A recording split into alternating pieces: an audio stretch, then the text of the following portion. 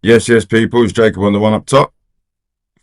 Yes, I'm still sitting here in my dressing gown um, because I'm tired.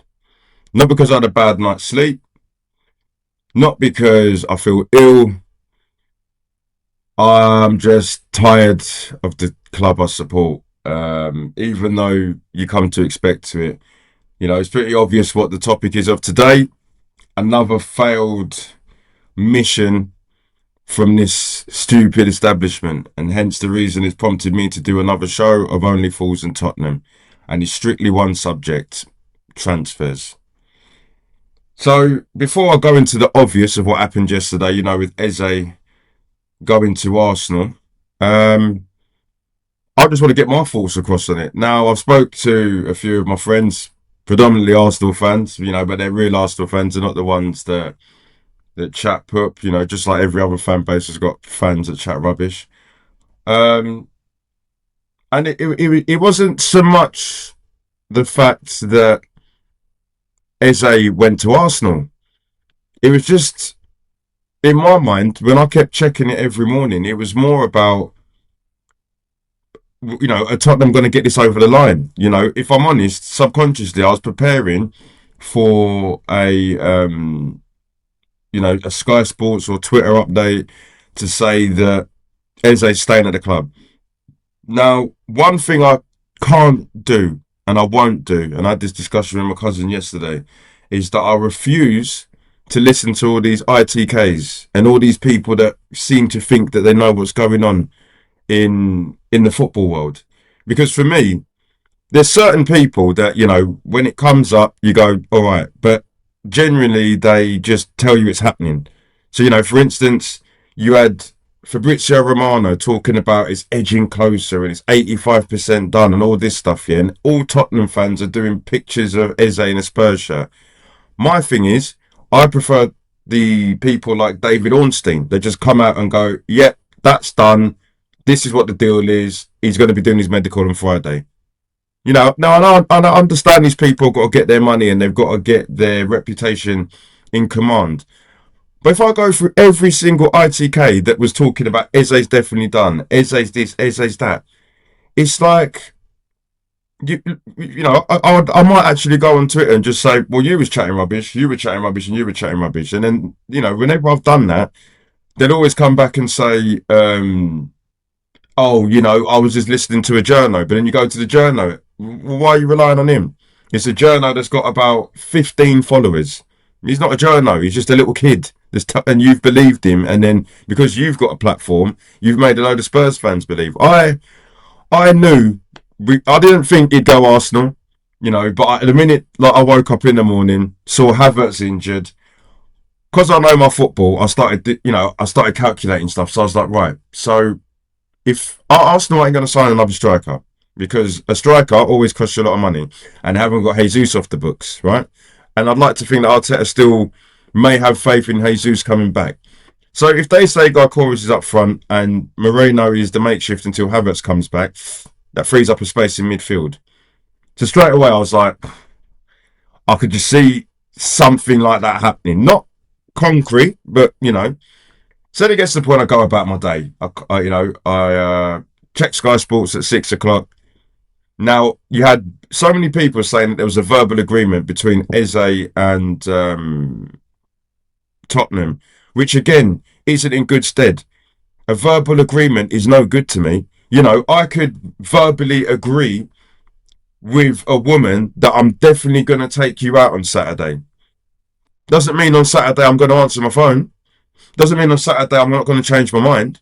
Now, if there was obviously you're not going to put a contract together, but if there's a contract that was signed and it said, if I don't take her out, I've got to give her 200 quid and it's signed, what's going to happen? By hook or by crook, I'm going to make sure that I go to that date because I'm not giving no one £200 for not turning up. So what you doing verbal agreements for? Why can't we have something signed, something in paper that says, he's definitely coming? So when you're seeing all these verbal agreements, I see something on Twitter. This person that was an ITK was talking about Tottenham are seducing Eze. Take that in. Seducing. What was Daniel Levy there in his pants with a pen in his mouth, telling Eze come chat to me? Like, what's seducing? I was seeing some mad stuff, but first and foremost, I'm a football fan and a fair fan. So congratulations to Arsenal because they got themselves a proper good player there, and that was somebody that I thought one was a good player, whether Maddison was fit or not. But with no Maddison and Kulusevski, perfect. With him having a World Cup year, all of that, good thing. So for Arsenal to come in and hijack it, fair play to them. And if I'm completely honest, it's about time Levy got levied, because when I look into the grand scheme of things, I've had a good night to digest it. Steve Parish has pulled a blinder here.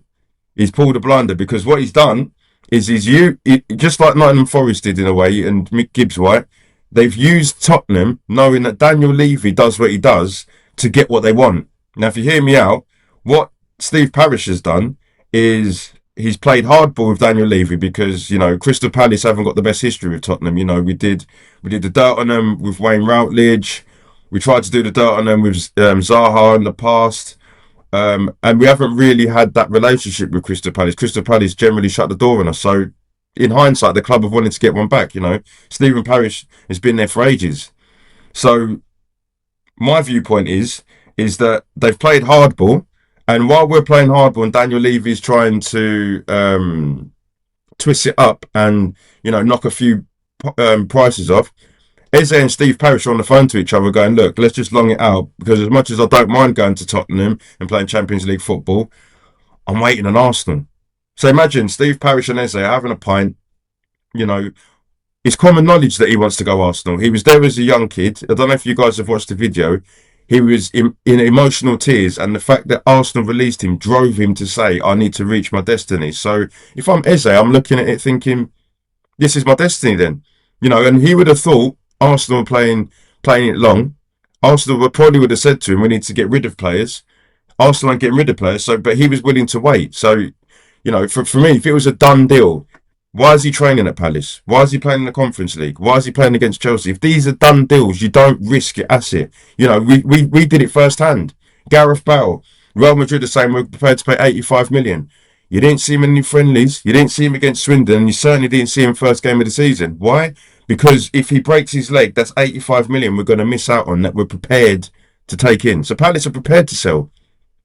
But they know that the player's desire is to go to Arsenal. So if he got to make, I'm quite confident if Havertz doesn't break his, do his knee in, and he plays in the Conference League, Palace win 3-0, got an established lead, goes to his agent, and his agent's like, look, Arsenal ain't doing nothing, mate. By the weekend, he probably comes to Tottenham just because it's his last chance to get a big move. If he stays at Crystal Palace for another year and doesn't put up any numbers, doesn't get picked up for the World Cup squad, he probably at Palace for the long haul and does what Zaha does and stays there, becomes a legend.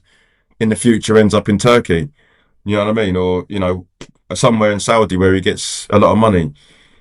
But fair play to the player, fair play to Steve Parish, fair play to Arsenal because this is what needs to happen to Levy. But like I've always said, Daniel Levy is a narcissist, right? That word is used loosely. Take it from me and my experiences, yeah?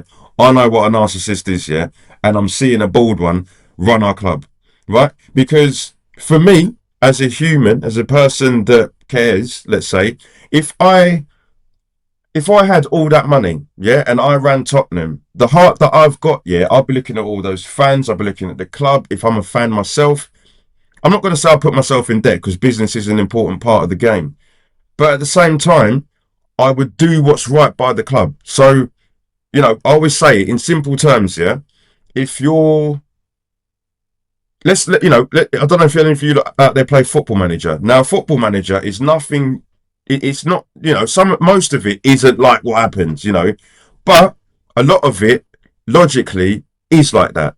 So whether it's football, whether it's life, if you've got 150 million in your account, let's say, and you're prepared to spend that on resource, right? Players. Now, if you're prepared to do that, yeah, and a player that is going to make your team better, revenue, shirt sales, all of that comes up for 68 million, and you're going to pay him 150 grand a week, What are you messing about for? You know, Daniel Levy took long and all of this stuff here with Eze, and people think, oh, okay, he tried. No, no, no, no, no. I had this discussion again with my cousin yesterday, and I said, I believe that Daniel Levy does this on purpose. Now, if you deep it, yeah,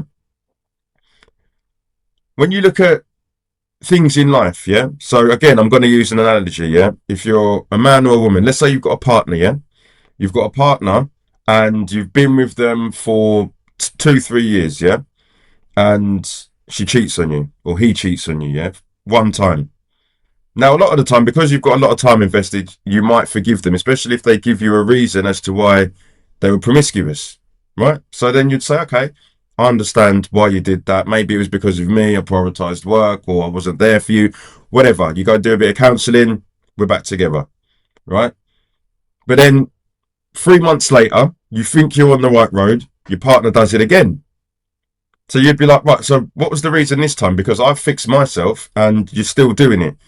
So it gets to the point where you go counselling again, you figure out, partner convinces you, but this time you're like, all right, I'll give you another chance, but I'm going to be a little bit more cautious because I don't understand that I haven't done anything wrong this time and you've cheated. Okay. 3 months later, one of your friends sees your partner in a restaurant with another person, having dinner, kissing, smooching, whatever. Boom. As soon as they've happened it 3 times, it's like, at that point is when you got to go, enough's enough. This person doesn't love me. They're promiscuous and their cheating is a pattern, right? So if you look at that logic, right, and look at Daniel Levy, what he's done here with Eze, I'm seeing grown men, Tottenham fans, crying about it. But some of these men are older than me. But it's like, how, if I know that this is a pattern and we've just got to get on with it, how do you not know? So if I give you an example, I even got to give you examples, I'll give you names. Willian, Dybala, Aguero, Gibbs White, Savinho, Jack Grealish. Do you want me to keep going on? Do you know what I mean? When we signed Jed Spence, Desiree Doué was in the building. What happened there? Do you get what I'm saying? It's purposeful. And the reason why I say it's purposeful, I'm going to elaborate, yeah, is that I believe Daniel Levy does this on purpose because to the stupid Tottenham fan, it looks like we gave it a go.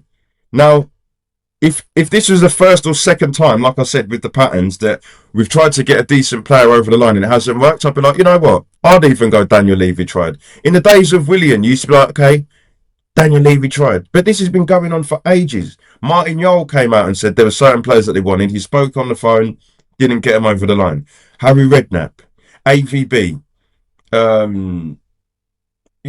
Conte. Conte was so vocal with it. And now Thomas Frank is going to find out as well as Ange did. We're not getting players over the line. We don't get them. Next week we'll end up with, a midfielder that will be decent, but it's not what we wanted. It's not what Thomas Frank wanted. Now, for me, we've got to move on from Eze, right? But if we're going to move on, I'll give, football fans in general, not just Spurs fans, a little idea of what I would do. So again, I'll go back to Football Manager. Now, if I was prepared to spend 140 million on the game on Savinho and Eze, right? And it gets to the point where Eze has gone, I've given him my contract offer. I'll go forward in the game. He's gone to Arsenal. Savinho, I'm looking at it thinking, do I really want to spend 70, 80 million? Not too sure. I don't mind the 70 mark. If you're talking the 80s, I'll call it a day. So let's say Savinho stays at City, Eze goes. I've still got my 150 million, haven't I? Right? So Eze's gone. Why? So what are we going to do now then? Because I was on the Twitter space yesterday and a few people agreed with me when it's like, if you've got 150 million, you've got Xavi Simons, who Chelsea are oohing and ahhing with and probably prioritising Garnacho over him. And then you've got Semenyo.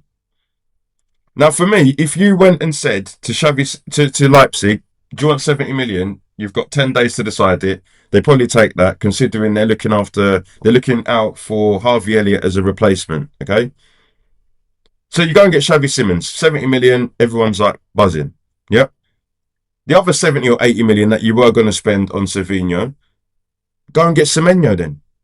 You know, Bournemouth have just signed Doak from Liverpool, yeah? So there's a, you know, when Bournemouth and clubs like that do that, it's like, it's a replacement for the future just in case. Now, if you go to Bournemouth and say 75 million or 80 million because he might be extending a contract, Semenyo, there's 150 million. Now, if someone says to me, you've got two options, Jacob. You could have either had Eze and Savinho, or you could have had Semenyo and Xavi Simons. Choose a package, yeah? Now, Eze is the one that I wanted the most out of all four. So if someone said pick one, it would be him. But my least favourite was Savinho. Like, he's a decent player, but even if you're going to spend 40 million, it's not a player that I would look at and thought Tottenham need, right? And that's just my opinion. So if someone said to me, you're going to miss out on Eze, but we can bring you in Xavi Simons and Semenyo and don't worry about Savinho, I'll take that. That's a better package because I don't really rate Savinho, but I do rate Xavi Simons and Semenyo. You know, people are talking about Xavi Simons, he's got an attitude problem. So did Ibrahimovic. Look how he turned out. You know, look at Ronaldo is a complete and professional. Has he got an attitude about him, an ego? Of course he has. But there was managers in there that had to look after it. You know, Ronaldo, I'm sure he'd be in changing rooms telling managers, look, I don't think this is working. And they'll go, okay, cool. So what's the problem? Again, if you're a coach and you haven't got an ego about you and you're not narcissistic and a player comes to you and says to you, you know what, we lost yesterday, I've got a recommendation. The manager might go, you know what, cheers for that, but no thanks. No problem. At least your players are coming to you. I wouldn't mind that.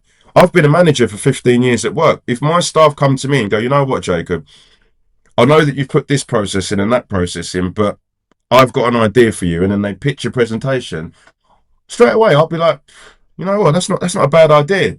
And I'll not only will I take their idea, I'll go to my manager and say, look, we've put this together, we're making more money. Oh, did you come up with this, Jacob? No. It was my staff member.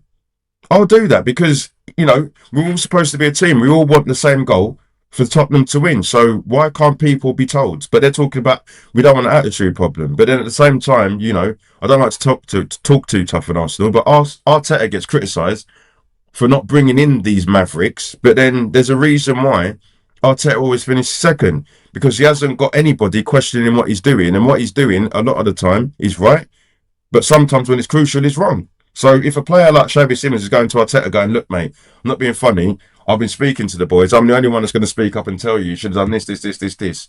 If you're a manager and you can't take that on board and then you dismiss the player, there's something wrong with you. You know, you got people like Mourinho, top shelf. He used to have conversations with these players and say, what do you think? You know, John Terry, Lampard, Drogba. He's having these conversations with them on the grass. And some of them are going, you know what, boss, don't think that was right against Fulham last week. Okay, cool. You know, I'll have a little think about it and I'll bring that player back in. And brings a back player in. Everybody's happy. Chelsea win the league. Why is everyone turning into pussies all of a sudden? Why is everyone wimpish? You know, so, you know, it's, you know, a lot of people call it a dark day. And yeah, you are tired because this is what Tottenham do. And you generally think it gets over the line. But my thing is, I'm a Spurs fan. So if I was that level of Eze, yeah, and all I want to do is my last big move from Crystal Palace to Tottenham, right? I would long it out because as much as Arsenal are a decent club, come on Tottenham, I beg you, come. So, you know, for me, I knew that. So you have to act quick. You have to literally say to Eze or Crystal Palace, do you want the money? 68 million. Steve Parish says what he says. There you go. Right? Give him what he wants. Eze comes in and, you know, as soon as you give Steve Parish all the money that he wants, right? Eze is told, you know, we've accepted a bid, you've got to go to Chigwell. So he goes to Chigwell the next day, sits there with Daniel Levy. Now, he might have been sitting there thinking, oh, man, you know what, I really wanted to go Arsenal. But he stood there with a piece of paper and a pen and his agent's looking at him and everyone in the room's looking at him and he's got to sign it. Because we've put the money down and we're not going to wait 2 weeks for you to come in, you know. I don't understand all this business about replacements. You know, West Ham didn't have a replacement for Kudos, but because we gave them the money, it happened. You know, why is that? Because it was done early. Now, when you do deals late, that's when clubs will say, okay, you can have the player, but we need to find a replacement. So I don't understand why we didn't do it earlier. Arsenal made it so clear 2 weeks ago that they didn't have the money and they're looking to release players. So at that point, you go, look, mate, bang. He's not going to wait a month. But now, You know, Havertz gets injured, Levy, that's on you. Um, to be honest, when yesterday when the news broke, I was fuming. I was probably more fuming that I thought the deal was done, and then at the last minute, we tried to give Richarlison over to Crystal Palace for part of the deal. So that tells you straight away that there wasn't really nothing concrete. Or for me, which is probably more, probable, is that Daniel Levy was told by Steve Parish, look, we want this amount of bonuses, or we want these reassurances, buyback clause, whatever they do in the background. And literally, Steve Parish was probably taking the mick and going, look, how about that? What about this? Changing the goalpost. And then Daniel Levy's gone, all right then, how about we give you Richarlison and 30 mil? Smells like Grealish, because this is what happened with Grealish. We got to the point where we're doing hardball with Aston Villa, then we're like, all right, we'll give you 5 mil and Josh Sonoma.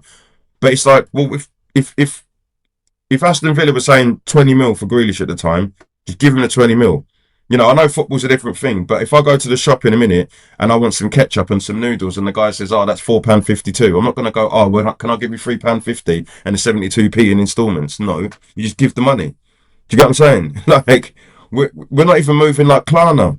Do you know what I mean? Because Steve Parish, I'm sure he would have said 40 mil and then you can pay the rest off in 2 years. And Daniel Levy's probably gone, how about I'll give you 37 and it's like, well, Daniel, it's like 37 and 40. What's the difference?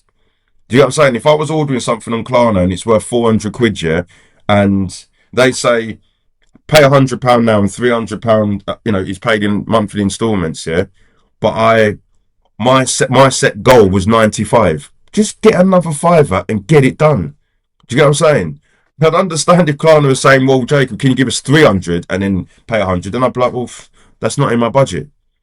So Daniel Levy does it again. My plan was to do this video and I was struggling. I was there thinking, I want to do an Only Fools in Tottenham, but we haven't been foolish, have we? And this is my thinking on Tuesday. And the powers that be were like, there you go, Jacob, here's some material. So, to conclude, where did Tottenham go from here? My advice to you, if you're a Spurs fan, learn from this, because I can't even remember the last time I got gassed off of a bid, let's say, from Daniel Levy. I'll never get gassed. When I saw it on Monday as a bid, I was just like, all right, carried on about my day. Subconsciously, you're like, oh, I hope that gets done. I hope that gets done. You wake up in the morning. I was waking up in the morning and checking Twitter and Sky Sports before making myself a hot drink in the morning. But then, when you're waking up Tuesday, don't see nothing. You finish work, don't see nothing. It gets to the point where you kind of, you know what's happening, don't you? And if you're Daniel Levy, a supporter, I don't know how you support Tottenham. If you support Tottenham and you're proud that they're a good business, not because they're a well-run football club, And when we won the Europa League, I was buzzing. Don't get twisted. For a week or two, I was, had the banter, calling everyone, telling them that we're European champions. Had the summer holidays and thought, that trophy ain't good for us. It's good for us as fans because we've won something, but Daniel Levy has pulled the wool over our eyes for so long. So long. And that's when we haven't won stuff. So he's always gone, oh, I tried. Or just when we are going mad, we'll bring in a player. And for me, Tottenham fans are easily pleased. It gets to the point where Tottenham fans in the round, it's like, they're having a meltdown over Eze right now. But we'll go and let's say we go and beat Man City at the weekend. Eze's forgotten about. And, that goes for probably a lot of football fans. But for me, we'll go and beat Man City, let's say. But I'll still be annoyed because what will happen is in the future, when Kudus gets injured, let's say, if he does, touch wood he doesn't, or Maddison isn't coming back till April or May, Kulusevski, all of a sudden he keeps having reoccurring injuries. All of a sudden we're going to be having our reliable number 10 as Pap Sarr, who's doing a job there, but he's not. So these are things that we know Tottenham do. So if you're a grown man, grown woman, moaning about it too tough, I get it, but don't cry about it because this is going to continue to happen. And all we know is Daniel Levy wants to do Levy time. So you know what's going to happen. We're going to go and get a number 10. We're going to go and get another winger that isn't going to be as good as Eze and Savino. And somehow Thomas Frank will get him out of it because no matter what personnel we've got, if people want to look at our squad, let's say, and say we're a top six, top seven side, Thomas Frank, with his tactics and his will to change up, systems, that is the way where we're going to get into the top four. I don't believe it's the personnel because, of course, granted, there is some players in our team that could do with replacing. But, if I'm honest, Thomas Frank will probably be looking at this. And because he's a yes man and he's worked with Brentford, he'll probably look at this and go, all right, if I don't get Eze, I don't get, Semenyo, I don't get Xavi Simons, don't worry about it. I'll make it work. And that's the reason why Ange got removed, along with keeping and bringing in Thomas Frank, because Ange would have kicked the door down and said, look, I've won you Europa League, give me the money, and Daniel Levy wouldn't have done it. It would have caused a conflict, just like it did with all the other managers, Conte and everybody else. And then, come November, Ange has gone. Somehow Ryan Mason's in. Ryan Mason's in the chair, and it's another year that's wasted. So, yeah, the only hope I've got as a Spurs fan is we've got a better manager than last season, and with or without Eze, we'll probably get results. So, chin up, Spurs fans, and Enoch out. Love. Jacob on the one up top.